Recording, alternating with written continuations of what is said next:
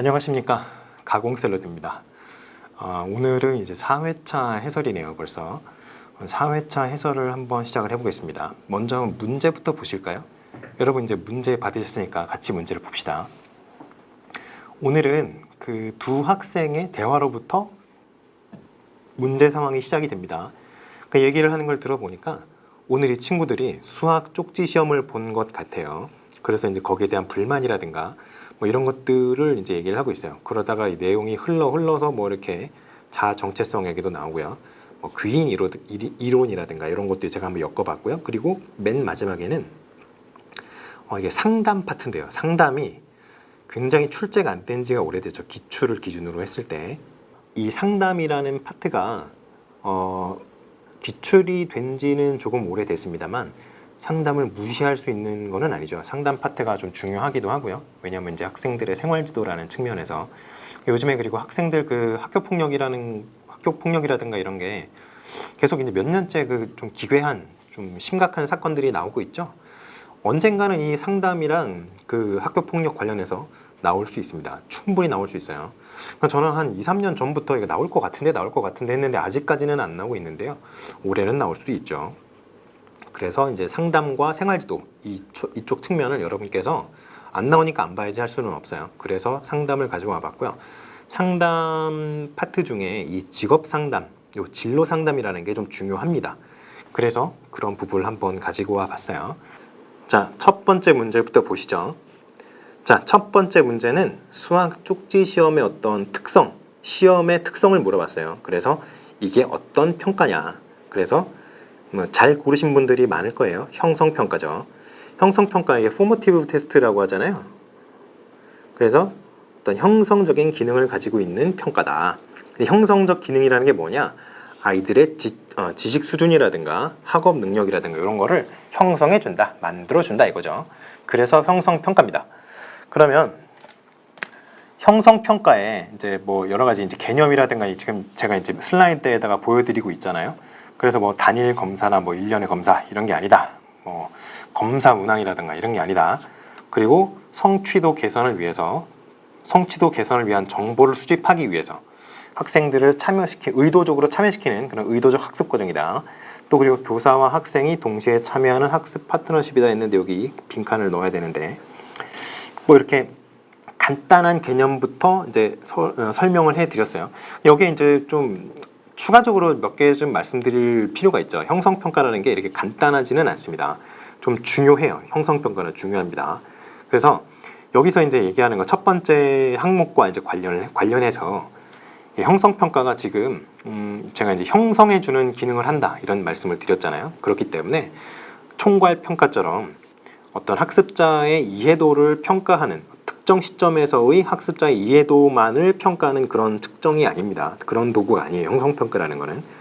그러니까 여러분이 이제 과외를 해보셨거나 아니면 여러분이 이제 뭐 마이크로 티칭 같은 거 해보셨잖아요. 그런 교수 학습을 진행시킬 때 여러분이 가르치는 궁극적인 목적이 뭐라고 생각하세요?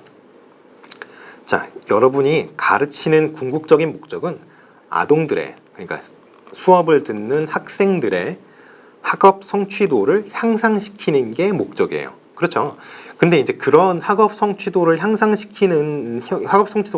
됐는지를 평가하는 도구가 아직까지는 시험밖에 없다 보니까 중간고사, 기말고사 이런 것들 그런 밖에 없다 보니까 좀 부정적인 효과가 나타나는 것은 사실입니다만 아무튼 궁극적으로는 학업 성취도를 끌어올리는 게 이제 여러분이 교수 활동을 하는 궁극적인 목적이란 말이죠.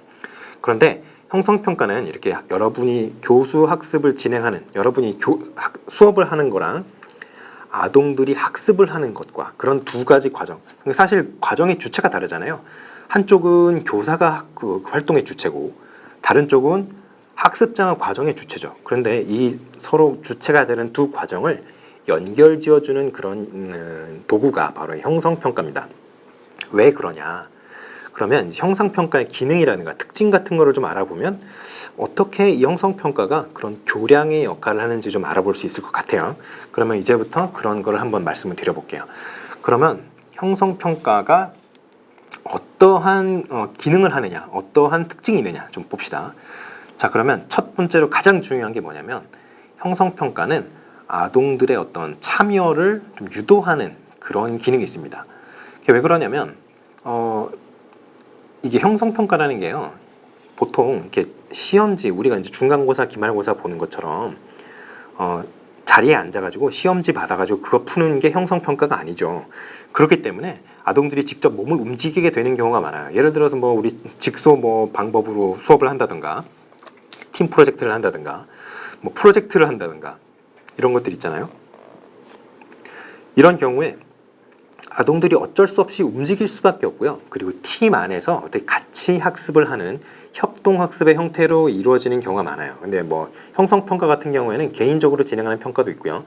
팀으로 이제 팀 단위로 진행하는 평가도 있기 때문에 일률적으로 다 그렇다라고 할 수는 없습니다만, 아동들의 어떤 신체적 활동이 좀 수반되는 경우가 아무래도 조금 많은 편이죠. 그렇기 때문에 아동들이 좀 다른 그냥 앉아가지고 문제 풀고 이런 거에 비해서는 조금 더 즐겁게 평가에 참여할 수 있는 그런 측면이 분명히 있습니다. 그런데 이 형성평가를 줄 때 좀 주의해야 될 점이 있어요. 뭐냐면, 일단 여러분이 그냥 단순히 이제 형성평가 뭐 애들 몸쓰게 하고 뭐 그렇게 하는 게 중요한 게 아니에요. 가장 중요한 게 뭐냐면은 여러분이 이제 가르칠 때, 교수 학습을 진행할 때 여러분이 이러한 어떤 학습 목표, 그렇죠, 그러한 학습 목표는 달성할 수 있었으면 좋겠다라고 이제 미리 상정한 교육 목적이 있습니다. 교육 목표가 있어요. 근데 그러한 교육 목표를 달성하기 위해서 학습이 이루어지도록 그러하게 이제 여러분이 형성평가를 디자인을 할 필요가 있죠. 그렇게 이제 의도한 방향으로 학습 성과가 나타날 수 있도록 여러분이 유도를 하셔야 됩니다. 그게 굉장히 중요해요. 두 번째는 형성평가를 통해서 이게 점수가 나오잖아요. 형성평가도 사실 그거를 이제, 이건 조금 이따 말씀드리겠지만, 형성평가의 점수를 뭐 기말고사, 중간고사에 반영하느냐, 반영을 하지 않느냐, 이게 좀 중요한 내용이긴 한데요. 아무튼 그런 점수는 일단 나온단 말이에요. 틀렸는지 맞았는지도 나오고요. 뭐 몇 개를 맞았는지도 나오고요. 그러한 증거를 여러분이 다음 수업을 위해서 어떤 자료로, 다음 수업을 위한 자료로 활용을 하실 수 있어야 됩니다. 예를 들어서 이제 아이들이 너무너무 잘 알아서 이러한 개념까지는 아이들이 어느 정도는 아는구나. 예를 들어서 한 반에 한 70% 정도가 아는 개념을 형성평가로 물어봤다고 해봐요. 아이들이 다 알아요. 그러면 그 다음 수업에는 그 개념에 대해서 심도 있게 여러분이 수업하실 필요는 없겠죠. 이런 게 있었지? 우리 다 기억해 볼까? 이런 식으로 얘기하고 아이들의 어떤 기억을 인출을 한번 해주신 다음에 그 다음 수업을 진행을 하시면 되는 그런 게 있죠. 그러니까 그 다음 수업을 위해서 어떤 의사결정을 위한 자료로서 형성평가의 결과를 활용할 수가 있어야 됩니다. 아시겠죠? 그래서 형성평가를 잘 만드는 경우에는 이런 특징들이 있어요. 제가 이제까지 계속 말씀드린 건데요. 이제 학습 동기가 극대화되죠. 왜냐하면 일단 가만히 앉아서 문제 풀고 책 읽고 하는 게 아니에요. 그런 경우가 많죠. 그렇기 때문에 조금 더 이제 학습 동기를 또 향상시킬 수 있는 측면이 있고요. 그리고 학습자가 이제 어느 부분에서 어려워하고 있는가, 어느 부분을 왜 이해를 못하는가, 이런 것들을 조금 알아볼 수 있는 그런 학습자의 이해도를 점검할 수 있는 그런 기능도 있습니다. 그리고 동시에 형성평가를 하다 보면 아이들이, 제가 아까 팀으로 하는 경우도 많다고 했죠. 그런 경우에는 애들이 팀으로 학습을 하다 보니까 그런 어려움을 겪는 부분을 같은 반 친구, 같은 모둠이나 뭐 조라고도 하고요, 모둠이라고도 하는데, 아무튼 같은 모둠 안에 있는 학습자, 동료 학습자로부터 좀 가르침을 받을 수도 있고요. 그래서 이제 그런 거구나, 이렇게 되는 경우도 있습니다. 그렇기 때문에 어느 정도 학습의 교정 능력도 있어요. 좋죠, 아주 좋아요. 그러니까 그런 여러 가지 어떤 특성들을 가지고 있기 때문에 학습 활동을 강화하기도 하고요. 그리고 형성평가 같은 경우는 이제 선생님이 아이들을 이해를 계속 평가를 하는 거잖아요. 이해를 했니? 라고 물어보는 거란 말이죠. 그러니까 아이들과 선생님 간의 어떤 대면적인 접촉도 많고요. 그 1대1 대화도 많아지고, 이렇기 때문에 어떤 관계 개선에도 도움이 됩니다. 아주 참 좋은 게 많아요. 그럼 뭐 당연히 아까 말씀을 드렸듯이 다음 차시의 수업을 위한 어떤 준비 자료, 의사결정을 위한 자료, 이런 걸로도 활용이 될 수 있기 때문에 당연히 이제 교수학습 전략을 개선시키는데 좀 도움을 주기도 하고요. 여러 가지 긍정적인 기능들이 있습니다. 그리고 뭐 당연하다면 당연한 얘기인데요. 아이들이 잘 형성평가를 받는데 아이들이 이해하는 정도가 많이 떨어진다. 그러면은 조금 이제 진도를 좀 늦추고 아이들이 어려워하는 부분을 조금 더 심도 있게 좀 자세하게 친절하게 수업을 해주실 수도 있겠죠. 그러니까 학습 속도를 조절하는 그런 어떤 큐가 될 수도 있습니다. 여기서는 내가 좀 더 천천히 가르쳐 줘야 되겠구나 이렇게 딱 판단을 하실 수가 있는 거예요. 선생님 입장에서. 그렇죠. 그래서 이제 형성평가를 하는데 형성평가는 그러한 기능들을 가지고 있어야 좀 이상적인 형성평가가 되기 때문에 이게 이제 우리가 흔히 얘기하는 규준지향 평가가 되면 되겠어요? 안 되겠어요? 규준지향 평가가 무슨 평가죠? 상대평가예요? 절대평가예요? 그렇죠. 상대평가입니다. 그러면 상대평가면은 그 수험자들을 1등부터 꼴등까지 상대 서열로 나타낸단 말이에요. 그 형성평가는 아이들의 어떤 학업 성취도를 끌어올리는 그런 조력적인 역할을 해야 되는데 단순히 그냥 서열화의 기능을 수행하는 게 형성평가가 아니잖아요. 그렇기 때문에 규준지향 평가, 그러니까 상대평가가 아니라 준거지향 평가, 그러니까 이제 절대평가를 활용하시는 게 아주 바람직합니다. 자, 그렇게 얘기를 하시면 되고요. 그러면은 준거지향 평가니까요.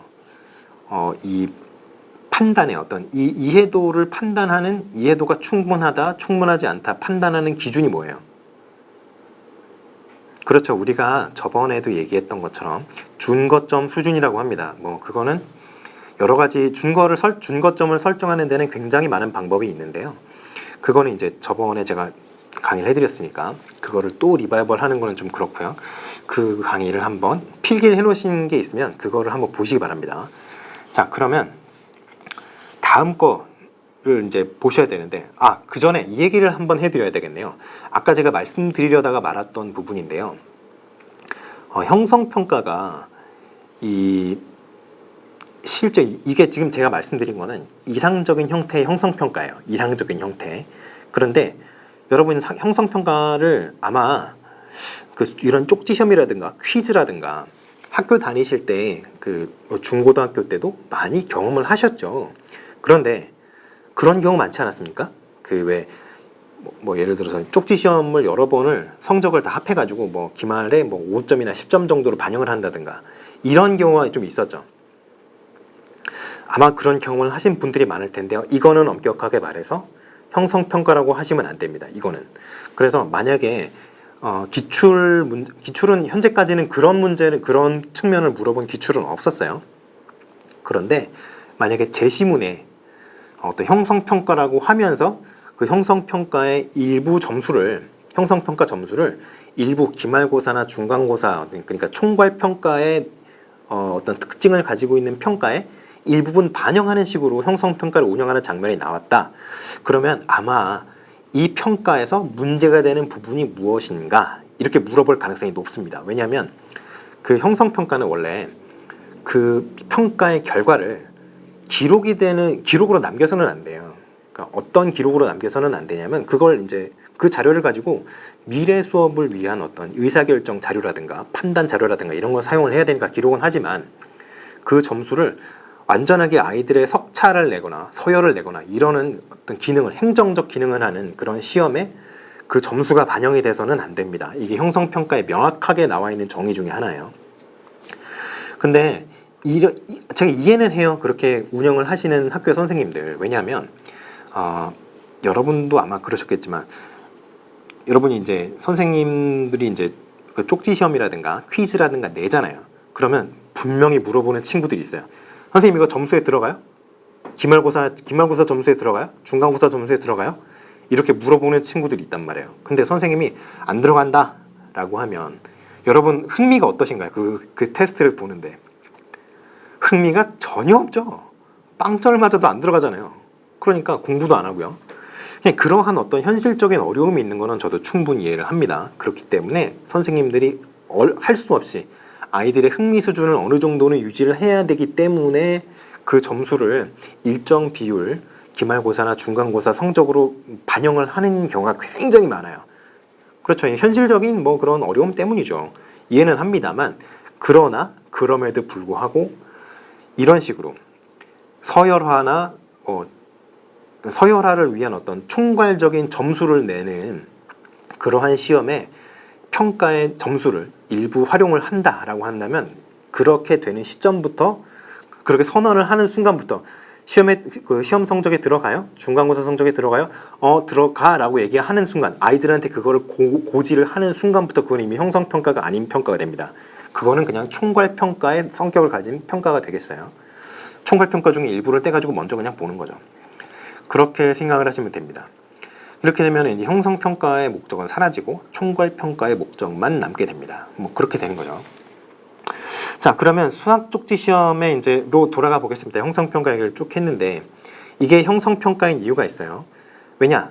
일단은 첫째, 교육과정, 그러니까 수업 중에 그냥 갑자기인지까지는 뭐 잘 모르겠습니다만, 수업 과정 중에 이 평가를 했죠. 그러니까 교육과정 도중에 진행이 된 평가예요. 두 번째, 이게 총괄평가 그 성적에 반영이 안 된다라고 제가 명시를 해 놨습니다. 그 학생 A가 어차피 성적에도 안 들어가잖아. 그러니까 학생 B가 그래도 기분이 나쁜 걸 이렇게 얘기를 하는 아주 바람직한 학생이에요. 학생 B는.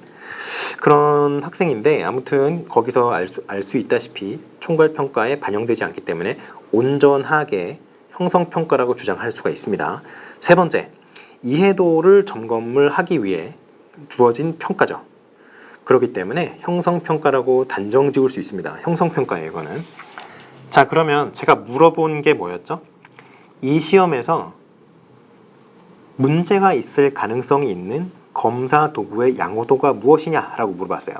그러면 뭐겠어요? 뭐 타당도나 신뢰도 어딘가에 문제가 있으니까 물어봤을 거 아니에요?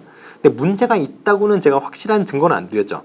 그냥 대화를 통해 추측컨대 이 부분에 문제가 혹시라도 있을 수 있겠다라는 부분을 찾으셔서 그거를 이런 구절 때문에 문제가 있을 가능성이 있다라고 적어주시면 맞추는 겁니다. 뭐 정확하게 쓰셔야겠죠.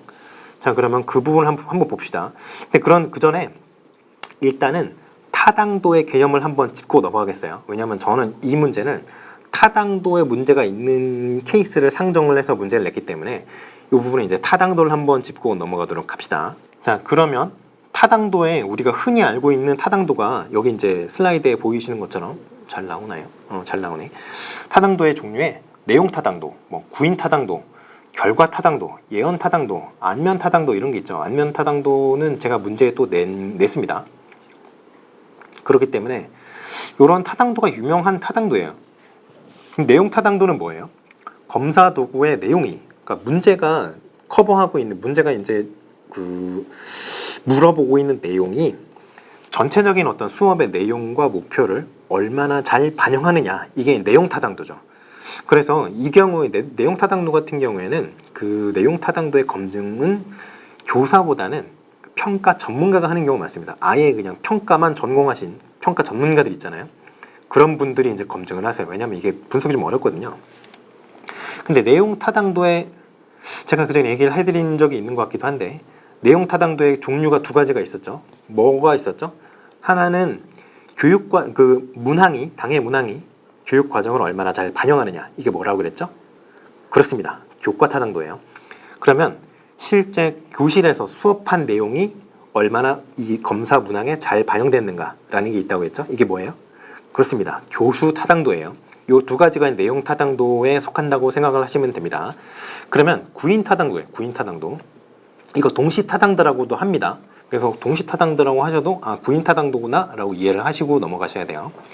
근데 이 구인 타당도 같은 경우에는 어떤 당의 문항이 검사를 하고자 하는 영역, 그 영역을 구성하는 어떤 심리적인 구인들이 있어요. 심리적인 요인들이 있단 말이에요.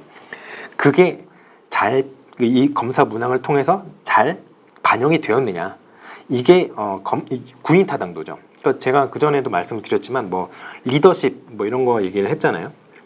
특정 과목을 어떤 예를 들기에는 좀 애매해서 그 리더십 같은 이제 약간 우리 교과랑은 약간 벗어나 있는 예를 가져다 드렸는데, 아무튼 구인 타당도를 검증을 하는 거는 이제 요인 분석이라는 과정을 거쳐야 돼요. 요인 분석이 우리가 이제 흔히 그 두 가지로 나뉩니다. 요인 분석은 두 가지라고 생각하시면 돼요. 요인 분석은. 그래서 일단은 뭐 이게 여기까지 설명을 해야 되는지 모르겠는데, 일단 확인적 요인 분석이라 그래가지고 explanatory factor analysis 뭐 이런 게 있어요. 그리고 이거를 먼저 하고 나서, 그리고 이제 확인적 요인 분석이라 그래서 CFA라는 게 있습니다. 이거는 confirmatory factor analysis 뭐 이런 게 있어요.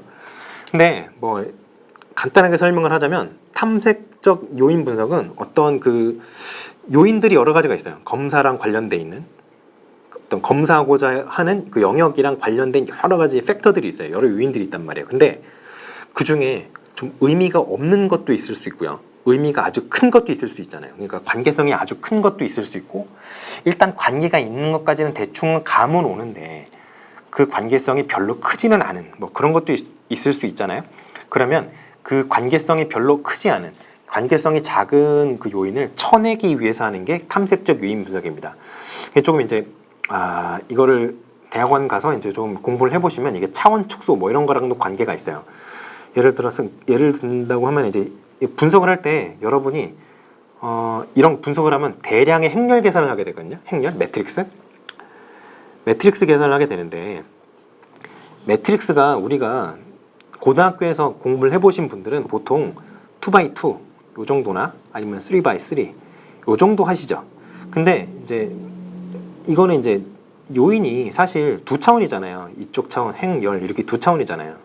근데 이거를 다층으로, 이 행렬 자체를 다층으로 이렇게 쌓을 수가 있어요. 이걸 텐서라고 합니다. 근데 내가 뭔 얘기를 하는지 모르겠는데, 아무튼 요것들을 대량으로 여러분들이 처리해야 될 일이 있을 수 있어요. 연구를 하다 보면, 연구 주제에 따라서는. 그런데 이게 처리해야 되는 요인들이 여기도 있고, 이 수직축도 있고 수평축도 있고, 어떤 거는 뭐 100차원 막 이런 것도 있어요. 차원이 100개예요. 우리 4차원도 생각을 못 하는데 100차원을 계산을 해야 된단 말이죠. 그러면 계산이 너무 복잡하죠.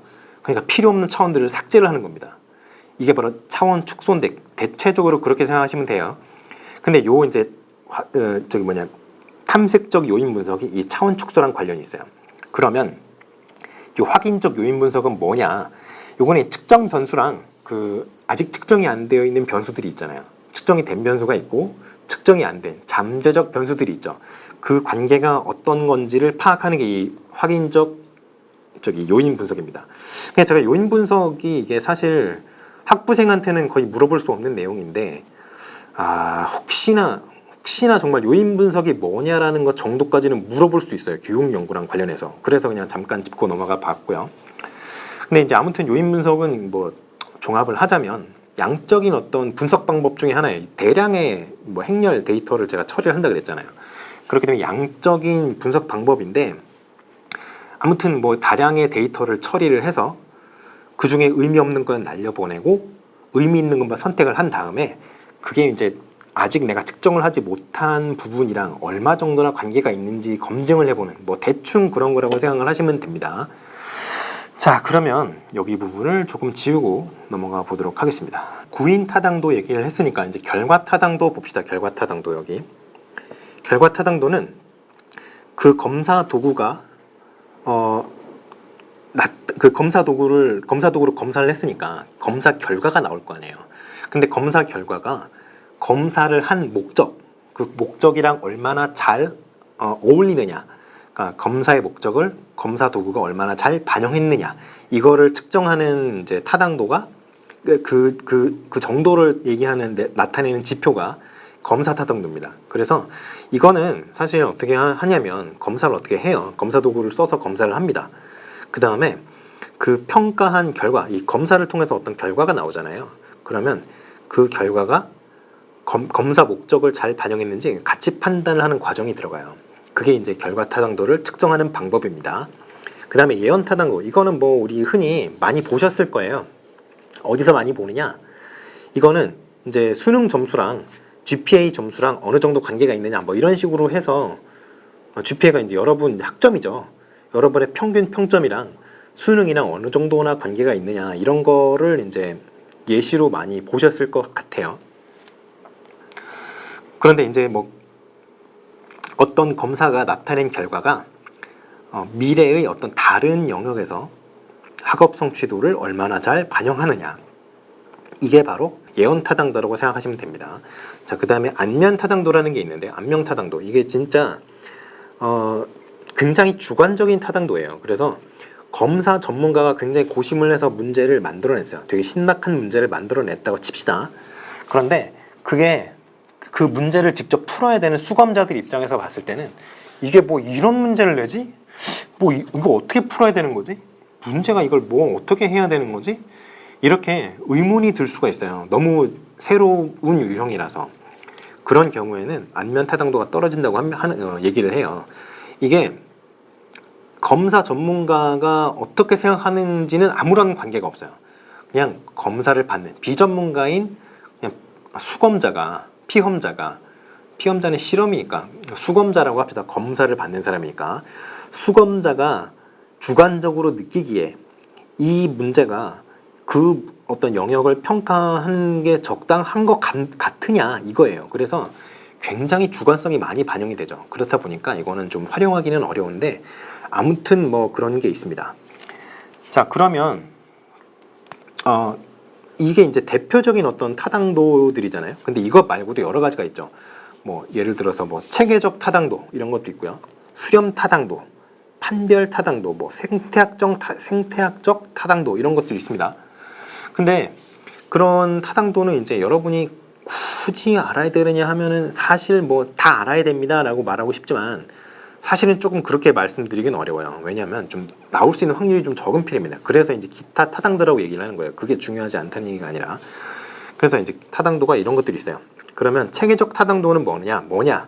그러면 어떤 검사를 했다고 쳐요. 근데 그 검사 결과도 나오고요. 그리고 여러분 그 워시백이라고 제가 얘기를 했던 게 있죠. 환류 효과. 그 환류 효과를 통해서 그 검사가 시행된 그 시스템, 사회 체제라고 하죠.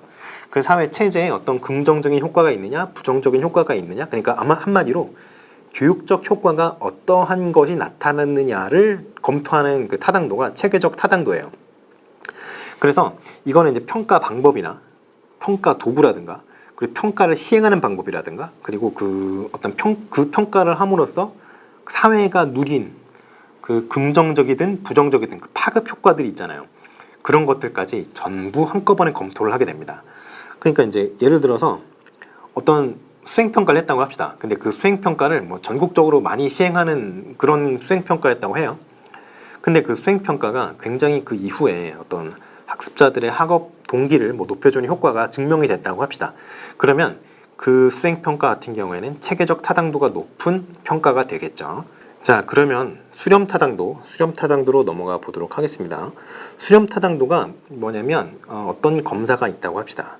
그런데 그 검사가 다른 검사랑 이론적으로 봤을 때, 그 분석을 해봤을 때 다른 검사랑 어떤 관련성이 있는 걸로 드러났다고 해요.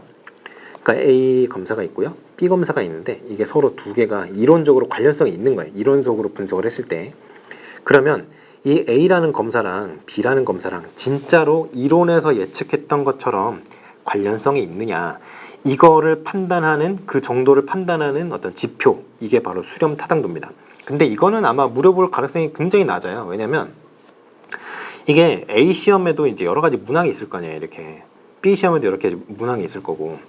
그런데 이 수렴 타당도가 높은지 낮은지 어느 정도가 되는지를 판단을 하려면 이게 개별 문항 수준에서 일일하게 그 일일이 요 A 시험에 1번 문항, 2번 문항, 3번 문항, 4번 문항 요거 B 시험에도 1, 2, 3, 4번 쭉 있을 거 아니에요. 그러니까 이거랑 이거 전부, 요거랑 이렇게 전부, 3번도 이렇게 전부, 이렇게 개별 문항 수준에서 상관관계 분석을 다 해줘야 돼요. 이거 하려면. 그렇기 때문에 일단은 이거는 조금 글쎄요. 이거 뭐 교수님들의 노예인 대학원생들이나 시키지 학부생들한테는 이런 거 안 하죠. 시키지 않습니다. 안 물어볼 가능성이 높아요. 그런 게 있고요. 이제 변별 타당도, 뭐 판별 타당도라고도 하고요.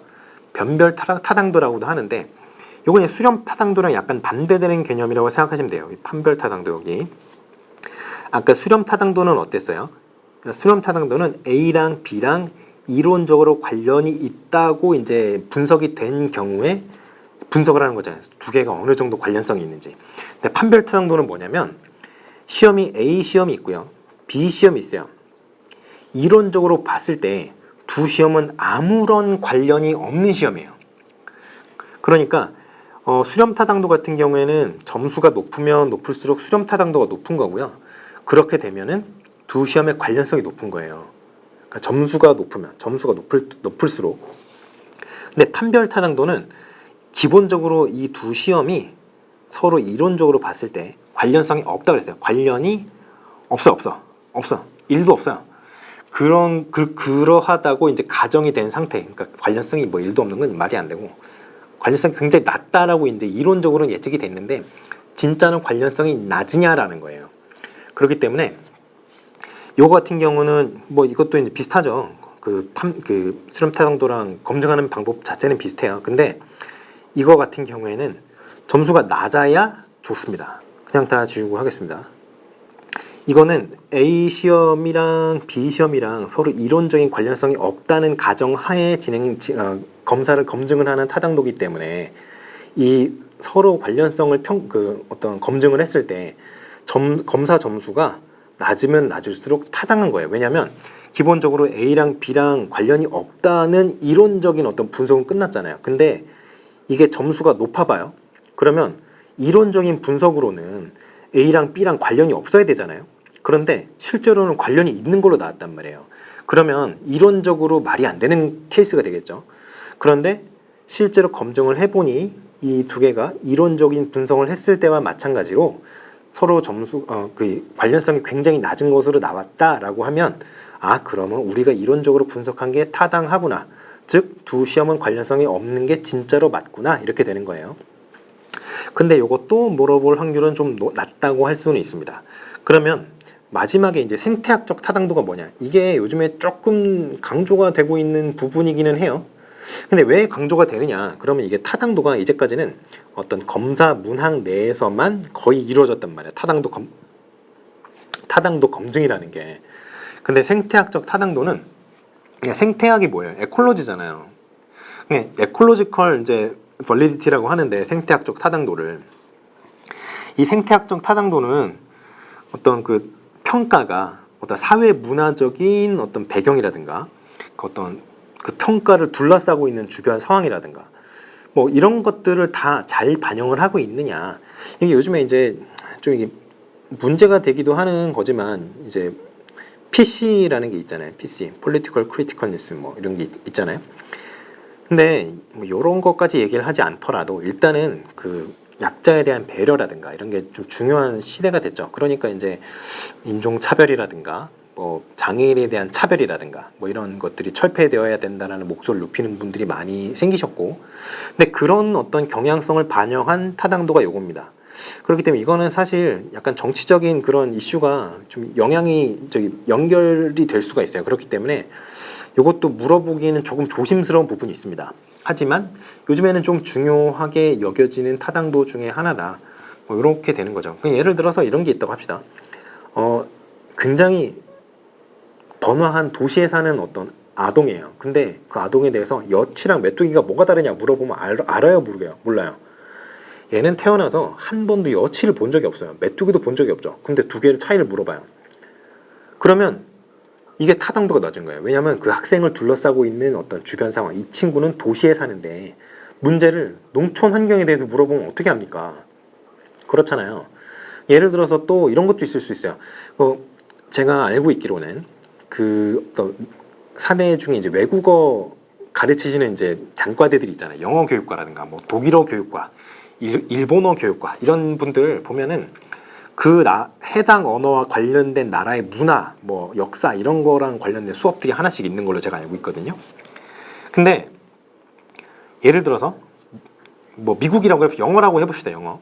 우리 다 영어 이제 다 아니까 영국이랑 미국이잖아요. 영어를 하는 대표적인 나라가. 물론 다른 나라도 있습니다만 영국, 미국이란 말이죠. 그러면 영미의 어떤 문화, 역사 이런 거에 대한 수업이 있단 말이에요. 근데 그 수업을 듣는 사람이 영국이나 미국이나 이런 데를 가봤으면 좀 어느 정도 알 수 있겠죠. 뭐 살아본 경험이 있으면. 근데 한 번도 살아보지 않은 친구들을 그런 거를 이제 수업을 하고 평가를 한단 말이에요. 수업하는 것까지는 괜찮아요. 이런 게 있다라고 이제 어떤 피상적으로나마 알려주는 것까지는 괜찮다 이거죠. 근데 이게 문제가 되는 파트가 어디냐면 그 수업 내용이 시험으로 연결될 때입니다. 시험으로. 왜냐하면 이 친구는 사실 그런 데 가본 적이 없으니까 이걸 물어보는 게 굉장히 이 생태학적 타당도가 떨어진다는 거죠. 어쩔 수 없어요. 근데 그게 이제 학교들에서 그러한 수업을 개설을 했으면 그 뭐 패스 페일로 하는 것도 아니고 다 석차를 내야 되는 그런 수업이잖아요. 교양 수업도 아니고. 그러니까 이제 어쩔 수 없이 이제 그런 시험을 그런 과목임에도 불구하고 생태학적 타당도가 떨어짐에도 불구하고 뭐 어쩔 수 없이 시험을 보는 측면이 있죠. 근데 아무튼 뭐 그렇다고 생각을 하시면 되고요. 이제 타당도는 이제 기본적으로 뭐 한 대충 요 정도 생각하시면 될 것 같아요. 자, 그러면 자, 수학 쪽지 시험에 이제 문제가 있을 수 있는 부분. 처음에 안면 타당도 얘기였죠. 이게 왜 그러냐면 이게 제가 뭐라 그랬어요? 안면 타당도가 수검자가 주관적으로 느끼는 그 검사 문항의 타당도라 그랬죠. 이 문제로 그 영역을 특정을 하는 게 맞아? 이렇게 되면 타당도가 낮은 거예요. 안면 타당도가. 근데 여기서는 처음 보는 형태의 문제라는 거에 이제 학생들이 둘 다 동의를 했어요. 그러면 처음 보는 형태고 뭘 물어보는지도 모르겠다. 뭐 이런 얘기가 나왔죠. 그러니까 이런 거는 안면 타당도에 문제가 있을 가능성이 있다라고 얘기를 할 수 있는 거죠. 물론 있다는 게 아닙니다. 있을 수 있다라는 거지. 그 다음에 구인 타당도. 여기는 이제 수학 쪽지 시험인데 그러면 수학 과목 같은 경우에는 수학은 굉장히 고도의 추상화된 개념의 어떤 그런 연관성을 따지는 그런 과목이잖아요. 그런데 수학 쪽지 시험인데 그런 어떤 추상화된 개념의 관계를 묻는다거나 이런 게 아니라 그림을 그리게 했단 말이에요. 그러면 이게 과연 그 평가하고자 하는 영역이 수학이니까 어떤 추상화된 개념 간의 관계를 이해하고 있느냐 이해하고 있지 않느냐 이거를 물어보는 게 당연할 텐데 그림 실력을 물어보는 꼴이 됐단 말이죠. 그러면 이런 경우에는 진짜로 구인 타당도가 낮을 가능성이 있다는 겁니다. 이게 뭐 낮다는 얘기가 아니에요. 낮을 가능성이 있다는 거지. 그리고 세 번째, 이거는 고르신 분이 있을 수 있어요. 고르신 분이 있을 수도 있고 없을 수 있는데요. 내용 타당도 고르셨던 분이 있을 수 있습니다. 근데 이건 약간 애매해요. 그러나 인정은 하겠습니다. 왜냐하면 이건 제가 문제를 내놓고 저도 이제 제가 낸 문제를 보면서 뭐가 문제가 있을까라고 검토를 해보니까 저는 사실은 이 두 가지를 물어봤거든요. 안면 타당도, 구인 타당도. 근데 가만히 생각을 해보니 학생이 수업 시간에 안 배운 부분에서도 많이 나온 것 같다. 근데 선생님은 이런 말을 했어요. 이번 시험은 가르친 부분에서만 냈다. 그죠? 근데 사실 이런 경우라면 얘가 공부를 못하는 학생일 가능성이 높죠. 왜냐하면 공부를 안 했으니까 이게 배운 내용인지 안 배운 내용인지 판단을 못하는 겁니다.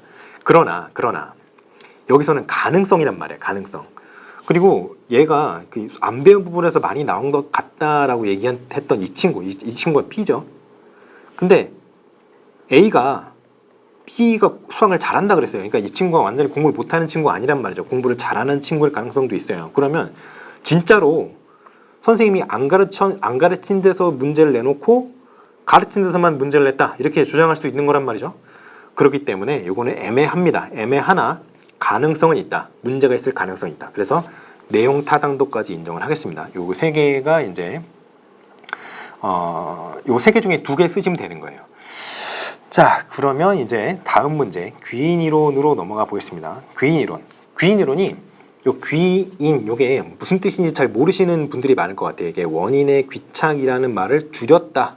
이게 진짜 줄임말이라고 생각하시면 안 되고요. 그냥 여기 이제 귀인 해서 원인의 귀착의 줄임말이다. 이렇게 이해를 하시면 좀 암기하시는데 편할 겁니다. 자, 그래서 귀인이라는 게 뭐냐? 그러면 어떤 행위가 결과를 불러오죠, 여러분. 예를 들어서 내가 농구 골대에 공을 던졌어요. 그러면 농구 골대에 그 림 안에 공이 골인이 될 수도 있고 골인이 안 될 수도 있어요. 이렇게 행위가 있으면 행위의 결과는 거의 항상 따라옵니다. 그렇죠? 그렇잖아요, 상식적으로. 그런데 그러한 어떤 행위의 결과, 그게 성공이냐 실패냐 그걸 따질 수 있는 거죠. 우리는 결과가 있으니까요. 그러면 그 결과의 원인을 설명하는 방식이 바로 이 귀인이에요. 그러니까 이걸 좀 어려운 말로 얘기하면 바로 이게 되는 거예요. 어떤 행위가 있을 때, 그 결과가 있을 때 그 결과의 원인을, 그걸 행위 원인이라고 하죠. 행위 원인 중 어떤 것을 그 결과의 원인이라고 생각을 해야 되는지, 더 어렵게 말해서 당해 결과에 귀속시켜야 하는지, 그것을 추론하고 결정하는 과정이 바로 귀인 과정이라고 생각하시면 되겠습니다. 그런데 이 귀인에서는 제가 여기는 얘기를 안 했는데, 귀인 과정에서는 이제 요거는 이제 교육 심리랑 관련이 있는 내용이에요. 기본적 귀인 오류라는 게 나타날 수가 있습니다. 요거는 글쎄, 요거는 별표가 5개 만점이라고 했을 때 한 2개쯤 될 수 있을 것 같아요. 왜냐면 어렵게 나오면, 요즘에는 아주 어렵게 교육학 시험을 내는 추세는 아닙니다만 정말 어렵게 낸다. 그러면 이제 기본적 귀인 오류라는 거를 물어볼 수 있어요. 이게 펀더멘털 뭐였지? 어트리뷰셔널 뭐 에러 뭐 이랬던 것 같은데, FAE 뭐 이렇게 검색을 하시면 나올 거예요. 기본적 귀인 오류. 이게 뭐냐면 어떤 행위를 봤을 때 그 자기 자신이 아니라 다른 사람이 행위를 한 거예요. 다른 사람의 행위를 설명을 할 때, 그때 어떤 상황을 되게 과소평가를 하는 그런 경향이 나타날 수가 있어요. 그리고 이제 행위자의 내적인, 기질적인 요인을 과대평가하고, 그러니까 예를 들어서 어떤 사업가가 있다고 해봅시다. 뭐 백종원 씨 뭐 이런 분들 유명하죠.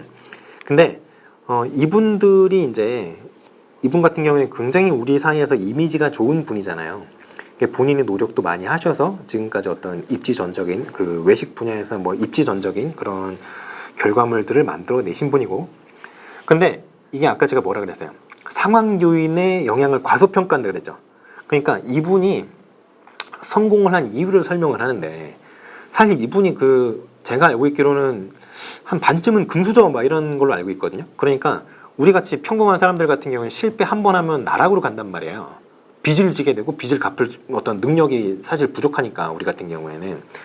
근데 금수저 같은 경우에는 이렇게 얘기를 하면 좀 어떤 계층 간 갈등을 유도하는 건가요? 그런 건 아닌데, 아무튼 돈이 많은 사람이라고 해봅시다. 이해를 쉽게 하기 위해서 얘기를 하는 거예요. 제가 뭐 돈이 많은 분들을 좋아한다, 싫어한다 이런 거 아닙니다. 그런데 아무튼 이제 기본적으로 집에 돈이 많은 가족이란 말이에요. 그러면 또 실패를 했어요. 그리고 금전적인 손해가 났단 말이죠. 근데 그게 어느 정도는 집에서 그 금전적인 손해를 보전을 해줄 수가 있잖아요. 그 보조를 해줄 수가 있단 말이에요. 네가 그래 좋아, 1억 원을 해먹었어? 알았어, 1억 원 아빠가 대줄게, 엄마가 대줄게, 이렇게 될 수 있단 말이죠. 근데 그러한 상황적인 어떤 그 요인, 그 성공이라는 결과에 대한 상황적인 요인을 무시하고 백종원 씨에 대한 이미지가 우리가 너무 좋다 보니까 이 사람이 노력해서 그렇게 된 거야만 보는 거죠. 물론 노력도 하셨겠지만 이 어떤 원래 가지고 있던 그 집안의 어떤 재력이라든가 이런 걸 무시할 수 없는데, 그렇게 되는 경향이라든가 이런 거가 이제 기본적인 귀인 오류라고 하는 겁니다. 근데 이거는 사실 우리나라나 일본이나 뭐 중국은 잘 모르겠습니다만, 일단은 일본이나 우리나라 같은 아시아권에서는, 동아시아권에서는 잘은 나타나지는 않고요. 주로 서양에서 좀 많이 나타난다고 이제 알려져 있어요. 근데 뭐 이게 나올 수 있을까요? 뭐 글쎄요. 저는 일단 이런 게 있다는 거는 알아두세요. 근데 교육이라는 영역과 이 기본적 귀인 오류라는 개념을 엮어서 문제를 어떻게 교육심리 문제로 내는 거는 쉽지는 않다고 봅니다. 그런데 이런 개념이 있다, 이 정도는 한번 생각을 해 주시면 좋겠어요. 자, 그러면 이 귀인 이론을 설명을 해야 되는데요. 귀인 이론에서 얘기하는 귀인 이론에서 그 어떤 개인이 귀인하는 경향이 크게 이제 8가지로 나누죠. 크게. 근데 우리는 이제 책마다 다른데요. 우리는 보통 4가지 정도를 이야기를 합니다. 근데 뭐 좀 더 자세하게 나누면 8가지가 돼요. 왜냐면 통제 소재가 뭐 개인의 외부에 있느냐, 내부에 있느냐, 2가지죠. 통제 가능성이 있느냐, 없느냐, 안정성이 있느냐, 없느냐. 그러니까 여기 2고요. 2니까 2x2x2 하면 이게 8이잖아요. 그래서 원래는 8이에요. 8. 이 귀인을 하는 경향이 8가지로 나눠요. 근데 그거를 조금 이제 간단화시킨 버전이 우리가 흔히 보는 4가지로 나눈 그 버전을 많이 봐요. 그래서 이제 일단은 그 간단화되지 않은 그 풀 버전을 보여드릴게요. 요겁니다. 요거. 자, 그래서 로터가 얘기한 통제 소재 이론은 그 어떤 통제 소재, 그러니까 이거에 대해서 이제 판단하는 기준을, 그러니까 이 사람은 통제 소재를 조금 다르게 재정의를 해요. 그래서 행동이나 어떤 강화를 통제할 수 있는가 없는가 이거에 대한 여부를 개인의 어떤 판단, 어떤 신념이나 기대 그런 거죠. 그러니까 조금 더 정리를 해보자면 어떤 행동이나 강화를 통제할 수 있다는 개인의 신념이나 기대, 요거를 통제 소재라고 합니다. 이 사람이 정의한, 로터가 정의한 통제 소재는 그거예요. 그래서 통제 소재를 이 사람은 극단으로 나눠요. 지금 여기 화살표를 그려놨죠. 그래서 이게 꼭두각시 있고요. 여기 주인이 있어요. 그래서 주인이 오리진이고요. 여기 이제 폰이라고 하죠.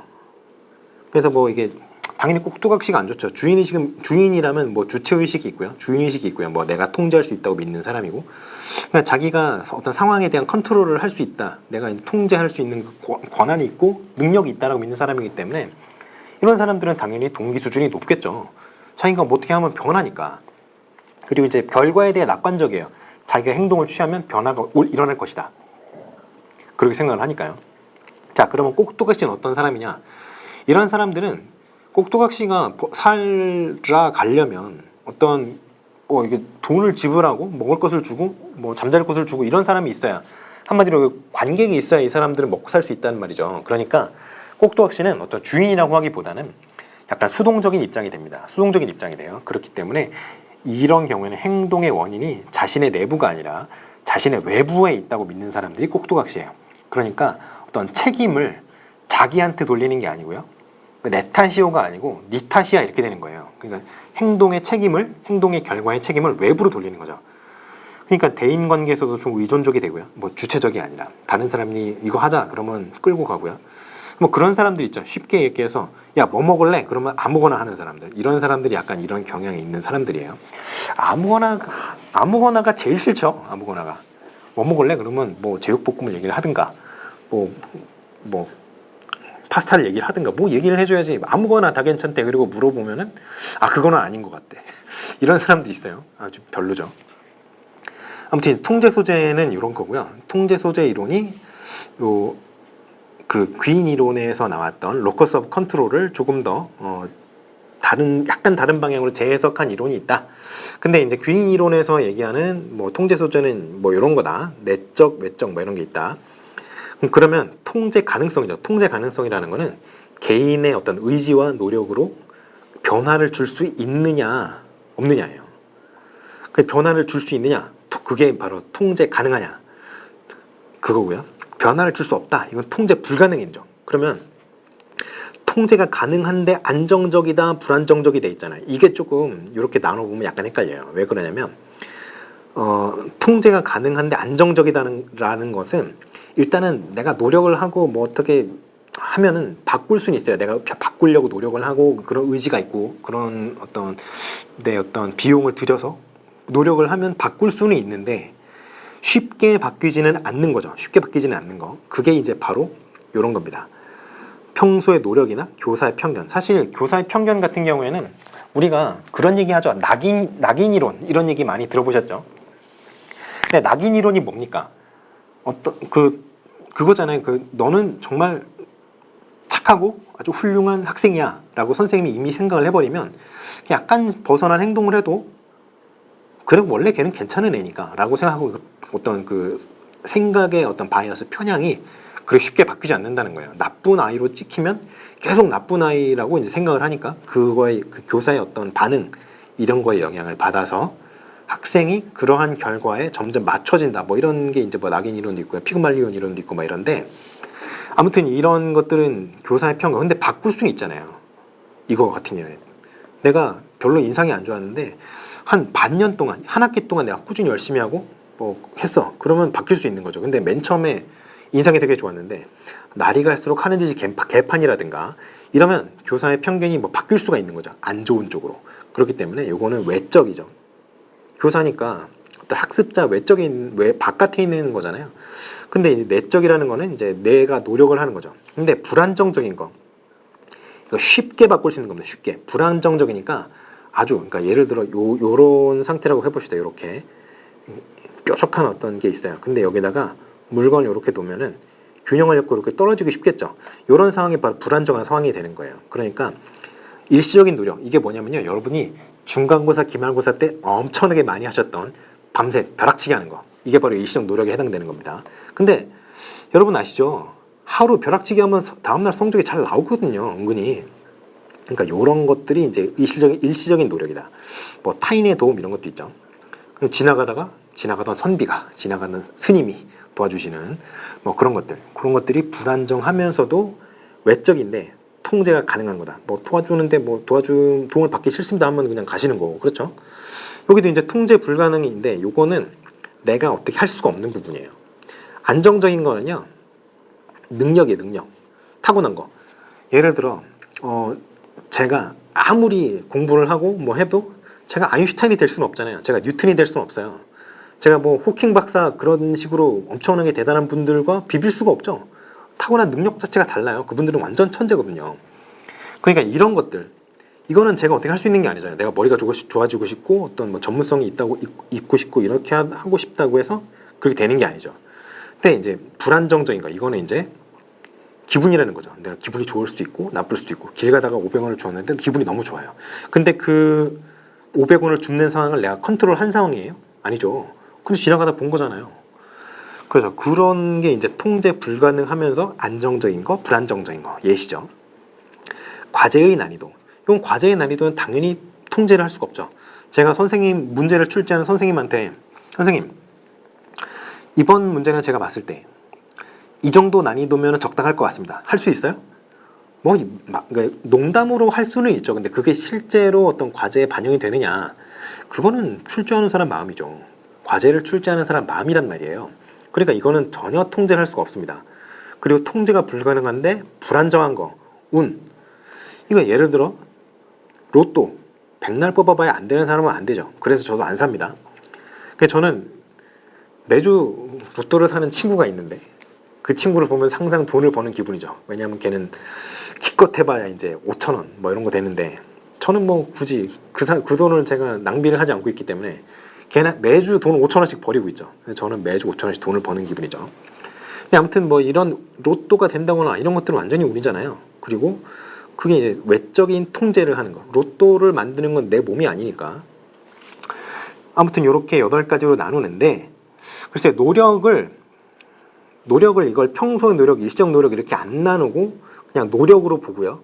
그리고 이제 편견 요런 식으로 노력, 편견, 능력, 운 이런 식으로 과제 난이도 뭐 이런 식으로 좀 간단하게 해서 보시는 분들이 많은 것 같아요. 근데 일단은 기본적으로 이게 이제 전체 표다.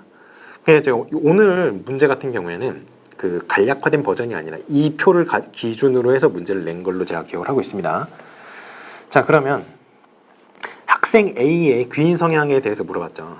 그러면 이런 문제 같은 경우에는 어떤 성향이냐 그런 걸 물어봤잖아요. 그러면 무슨 성향이다라고 먼저 말을 해야 되고 그 근거를 대야 됩니다. 근거를 대야 돼요. 이거 앞에 문제도 그랬는데요. 뭐 어떻게 판단을 했으면 그게 뭐 이게 어떤 성향이냐 어떤 조건이냐, 이게 아까는 무슨 평가냐를 물어봤죠.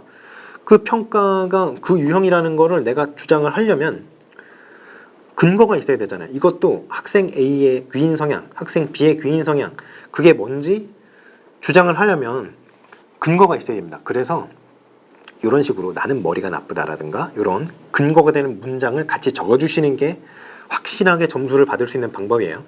자, 그러면 이건 보십시오. 나는 머리가 나쁘다라는 말을 한 것으로 봐서 이 친구는 통제가 불가능하고 안정적이며 통제 소재가 내부에 있는 능력이라는 요인에 귀인을 하고 있다. 이런 식으로 되는 겁니다.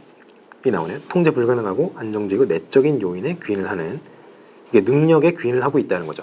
근데 요거는 이제 곁다리 얘기인데요. 학습 심리학, 교육 심리학이랑도 관련을 지을 수가 있어요. 왜냐하면 요게 물론 상담이랑도 관련을 맺을 수가 있습니다. 요게 요 능력에 귀인하는 친구들 있잖아요. 요게 이제 학생 A인데 요 경우 어떤 경우가 많으냐면은 굉장히 많은 케이스에 실패를 누적적으로 경험한 친구들인 경우에 이러한 어떤 능력의 어떤 결과를 자기의 이제 학업 실패 또는 낮은 학업 성취도를 귀인하는 경우가 많아요. 근데 이제 이거를 학습된 무기력, 이제 런드 헬플리스니스 뭐 이런 얘기 하죠. 그거랑 이제 묶는 경우가 있습니다. 그래서 이게 셀리그먼이 얘기한 건데 런드 헬플리스니스 셀리그먼이 얘기한 건데요. 근데 이거에 굉장히 물어보기 좋은 주제예요. 왜냐하면 중요하단 말이에요. 여러분이 아까 제가 말했죠. 여러분이 수업을 하는 이유가 뭐예요? 궁극적으로 학업 성취도를 향상시키는 게 목적이에요. 그런데 실제로 현장에 나가면 이 학습된 무기력을 앓고 있는 아이들이 정말 많단 말이죠. 그러니까 이게 아주 잘하는 애들은 사실 선생님이 그렇게 도와줄 필요가 없어요. 혼자서도 잘해요. 해요. 근데 이 중간 단계 부분은 선생님이 도와주면 좀 이렇게 향상이 될 수 있는 그런 여지가 많이 있는 친구들이고요. 문제가 되는 부분이 이 부분이에요. 이 부분은 선생님들이 도와주면은 좋아집니다. 근데 요 하위권에 있는 친구들은 이미 공부를 못한 지가 너무 오래된 친구들이에요. 그래서 내가 공부를 해봐서 뭐해? 나는 어차피 성적이 안 나오는데. 이렇게 돼 있는 친구들이 굉장히 많단 말이죠. 근데 이런 친구들을 어느 정도 수준으로 끌어올리는 게 우리나라 공교육의 목표입니다. 우리나라 공교육은 기본적으로는 완전 학습을 목표로 하고 있어요. 실제로 그게 되느냐 안 되느냐는 전혀 문제가 아니고요. 일단 목표는 그렇단 말이죠. 이상향, 골이 그래요. 그렇기 때문에 이 친구들이 문제라 항상 학습된 무기력을 물어볼 수 있습니다. 굉장히 중요한 주제예요. 그래서 이런 친구들은 같은 경우에는 좀 특성이 여러 가지가 있는데요. 일단은 동기가 낮아요. 학습 동기화가 되지 않는다고 얘기합니다. 동기가 낮고요. 인지적 결손이 있어요. 인지적 결손이 뭐냐면은 아는 게 없다는 얘기예요. 그 전에 어떤 단계의 학습을 하기 위해서는 그 학습을 위한 선행 단계의 학습이 반드시 필요해요. 예를 들어서 곱셈, 나눗셈을 알기 위해서는 덧셈, 뺄셈을 알아야 되거든요. 곱셈이 뭐예요? 덧셈을 여러 번 하면 곱셈이잖아요. 그렇게 곱셈을 이해하기 위해서는 덧셈을 알아야 되는데 이런 선행 단계에 대한 지식이 이해가 없으니까 그 다음에 이제 학습이 이루어지지 않고 그게 바로 인지의 어떤 결손으로 이어진다는 거죠. 인지적 결손이 이 친구들은 날이 갈수록 심해집니다. 그래서 공부 잘하는 친구랑 공부 못하는 친구의 어떤 학업 성취도의 차이가 날이 갈수록 벌어져요. 이건 굉장히 중요한 문제입니다. 이 경향성이 굉장히 강하게 나타나요. 근데 그러다 보니까 아이들을 평가하는 게 좀 슬픈 얘기입니다만 아이들을 평가하는 기준이 뭐예요? 두 가지죠. 예의가 바르냐 하나가 있고요. 성적이 좋으냐 이 두 가지예요. 학생들을 이제 현장에서 평가하는 현장뿐만이 아니라 가족 내에서도 그렇죠. 그러니까 아이들이 평가를 받는 조건이 예의 바르냐 성적이 좋으냐 이 두 가지인데 어느 게 더 중요하게 판단이 돼요. 성적이 더 중요하게 판단이 되는 기준이란 말이에요. 그러니까 애들이 점수가 성적이 안 나오는 아이들일수록 굉장히 우울해합니다. 아이들을 평가하는 기준이 두 개라고 말씀드렸죠. 근데 그 두 가지 중에 중요한 게 뭐예요? 그 설날이나 추석 때 모이면 공부를 잘하는 아이의 아버지 어머니들은 굉장히 으쓱으쓱하죠. 애가 좀 버르장머리가 없어도 공부 잘하면 끝나는 겁니다. 그런 식으로 학습 어떤 능력, 그 시험 잘 보고 공부 잘한다. 이게 정말 중요해요. 아이들을 판단하는 기준으로. 근데 아이들이 그걸 모르겠어요? 아이들도 다 알거든요. 그러니까 공부를 잘 못하는 애들은 굉장히 우울한 거죠. 이게 좀 웃기는 얘기인데 중간고사, 기말고사 보고 성적표가 나오잖아요. 성적표가 집으로 가면 이게 진짜 웃기는 게 저도 해본 적 있거든요. 옛날에 중학교 때 해봤는데 중학생 때 해봤는데 성적표를 부모님보다 먼저 하이잭을 하는 거예요. 먼저 성적표를 내가 받아야 돼. 그거를 위조를 하는 거예요. 위조. 근데 그게 됩니까? 내가 무슨 위조 집회범도 아니고 위조가 될 리가 없잖아요. 쓱 만져보면 바로 티가 나는데 당연히 그냥 그 하다가 걸려가지고 뒤지게 맞고 뭐 이런 게 있죠. 근데 아무튼 이게 우울하단 말이에요. 공부를 못하는 애들은. 그러니까 우울감에서 어디로 연결될 수 있느냐? 바로 비행으로 될 수가 있습니다. 그래서 이 학습된 무기력이라는 개념은 상담 이론이랑 그 생활지도랑 상담, 뭐 생지상이라고 하죠. 그 영역이랑 그 학습 심리학, 그 교육 심리학 영역이랑 그리고 이 뭐 굉장히 여러 가지 방향으로 막 인터트와인 할 수 있는, 그러니까 막 여러 가지로 꼬아서 낼 수 있는 아주 좋은 주제예요. 그렇기 때문에 학습된 무기력은 반드시 알아야 됩니다. 그러면 학습된 무기력을 앓고 있는 친구들은 뭐 더 이상 어떻게 할 수 있는 방법이 없느냐? 있습니다. 있어요. 이게 바로 그 귀인 훈련이라고 하죠. 귀인 변경 프로그램이라고도 하고요. 그냥 귀인 훈련이라고도 하는데, 아무튼 이런 귀인 훈련을 하면 이러한 학습된 무기력이라든가 이런 것들을 조금 치유할 수가 있는 그런 게 있습니다. 자, 그러면 학생 A에 대한 귀인 성향은 지금 분석을 했어요. 그러면 여기 있는 거를 잠깐 다 지우고 학생 B로 넘어가 보겠습니다. 자, 학생 B는 운이 안 좋았다 그래서 운. 근데 운이 뭐예요? 통제가 불가능하고 불안정하고 외적인 요인이죠. 그러니까 운에 귀인을 하는데 그 운이 통제 불가능하고 불안정하고 외적인 요인이다. 이렇게 쓰시면 되는 겁니다. 자, 그러면 자, 요 표를 보여드릴게요. 보시죠? 운 어디 있어요? 여기 통제가 불가능하고 불안정하고 여기 외적이고, 그죠? 요거가 이제 운에 귀인을 하는 거고요. 요거 이제 머리가 나쁘다. 여기 능력이죠. 능력. 통제 불가능하고 안정적이고 내적인 요인. 통제 불가능, 안정적, 내적 요인. 그렇죠? 그러니까 요렇게 이제 귀인을 하는 거예요. 이 친구들은. 그러면 이 친구들의 이제 동기가 사실은 좀 이렇게 동기하는 사실 이 친구들의 그 귀인 성향이 긍정적인 성향은 아니에요. 사실 완전히 긍정적인 성향은 아닙니다. 그러면 가장 긍정적인 귀인 성향이 어디예요? 여기죠. 평소의 노력. 평소에 성실하게 노력하는 게 누가 봤을 때도 가장 좋은 거 아닙니까? 그렇죠. 이게 베스트예요. 이게 베스트. 근데 이거로 이제 변경을 시켜보자 이거죠. 그 변경을 시켜주는 게 바로 방금 전에 말씀드렸던 귀인 훈련 또는 귀인 변경 프로그램이라는 겁니다. 여기 나오죠. 귀인 변경 프로그램. 그러니까 귀인하는 어떤 성향을 변화시켜서 동기 수준을 향상시키거나 어떤 귀인하는 성향을 그렇죠. 귀인하는 성향을 변화시킴으로써 동기 수준을 향상시키기 위한 프로그램, 이게 바로 귀인 훈련이라고 하는 거죠. 근데 특히 일시적인 노력에 귀인하도록 하는데 조금 더 초점을 맞추는 게 좋습니다. 왜냐하면 여기 일시적 노력, 여기에요. 이 평소의 노력이 아니라. 그게 왜 그러냐 생각을 가만히 해보세요. 평소에 노력을 안 하는 애들을 가지고 평소에 노력을 하는 걸로 갑자기 변화시킬 수가 있어요? 없죠. 왜냐하면 사람이 그렇게 한꺼번에 휙휙 바뀌는 게 아닙니다. 그렇기 때문에 일시적 노력을 했을 때 좋은 결과가 온다라는 거를 경험을 자꾸 누적을 하게 해주는 거예요. 우리 그런 얘기 하잖아요. 성공 경험의 누적이 중요하다고. 그죠? 학습 동기 향상에 있어서 그 적당한 도전감 있는 과제를 제시했을 때 그 과제를 해결을 해나가면서 성취감을 느끼고 그 과정이 그러한 경험이 누적되면 학습 동기가 향상된다라는 얘기를 해요. 우리가 기억하시죠?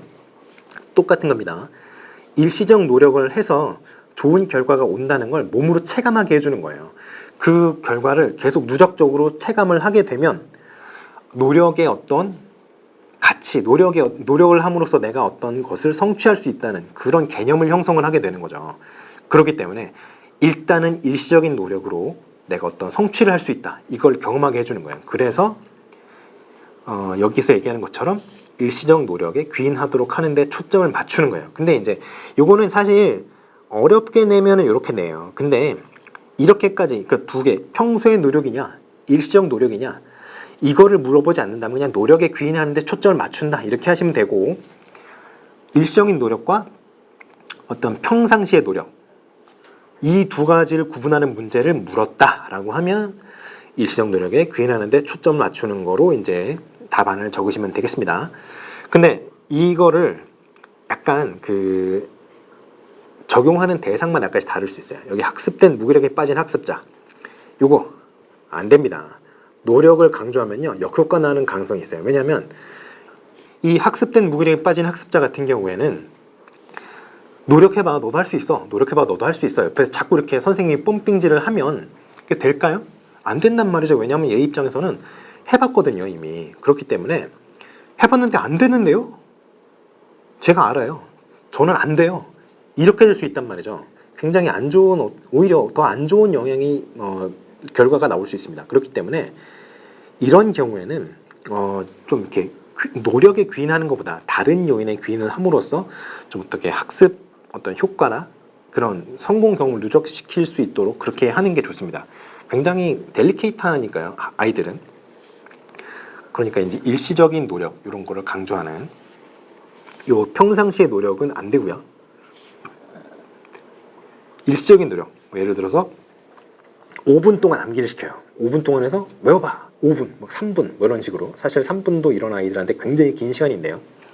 이렇게 짧은 시간 노력을 했을 때 하면 되잖아. 이렇게 하면은 얘가 오씨 되네? 뭐 이런 식으로 기분이 좋아서 으쓱으쓱해지면서 그런 경험이 누적이 되면 학습 효과가 학습 동기가 올라갈 수 있다. 이런 겁니다. 그런데 학습된 무기력에 빠진 학습자 말고 아까 제가 이 얘기 했었죠. 여기 다 지웠나 보네. 지웠나 봅니다. 아까 뭐라 그랬죠? 제가 처음에는 별로 차이가 안 났는데 날이 갈수록 상위권 학습자랑 하위권 학습자랑 차이가 많이 난다 그랬어요. 학습 그 학업 성취도, 이해도가.